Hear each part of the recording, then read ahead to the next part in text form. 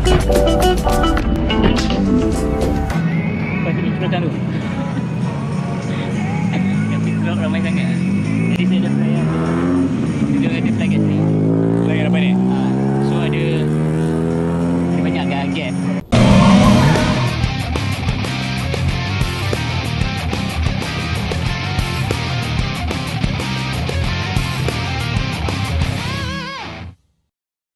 What's up YouTube, it's me again. My name is Samad, or better known as WarFPV. Today I'm going to talk to you about how is it like being in the FPV industry.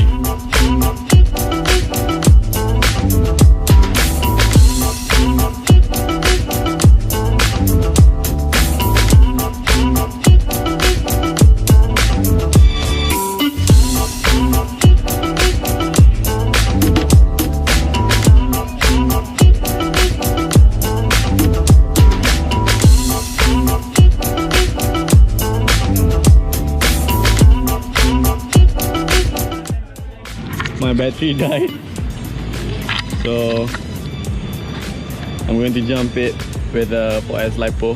Azam is going to help me crank the car.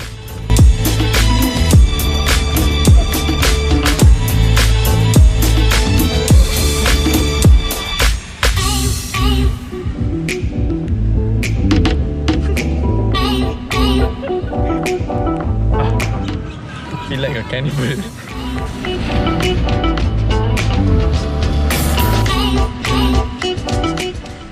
So guys, lain kali kalau nak pergi fly tu, bateri mati boleh guna cara ni.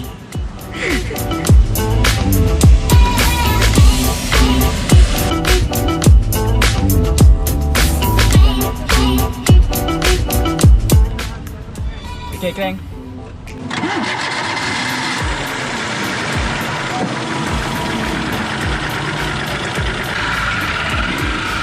Done! Oh my god!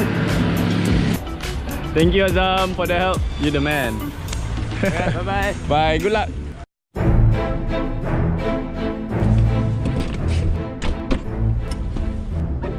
Expose yourself to events. Get to know more people, make friends especially, and have fun. So we are today at Drone.my, the drone specialist. My friend Kanna organizing a Tinywhoop race today. 18-2 Drone.my. What's up? Hello. This is Kanna. Hello. Hi guys. Vlog. All the toys is here. K-rie bosses. This is the track for today. We start kan? We start here.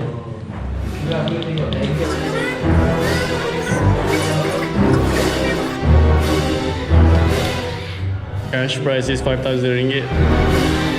Vincent. He's the noob. Don't be fooled by the name. Woo! So nice.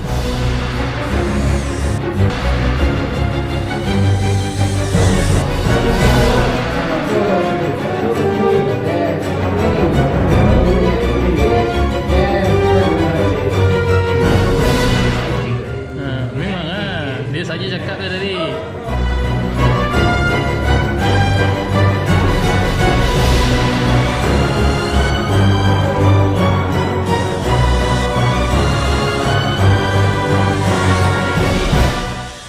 That's it for today. It was a fun race. We did a relay. It was a test. K-rie enjoyed it very much. Maybe in the future we'll have a relay race.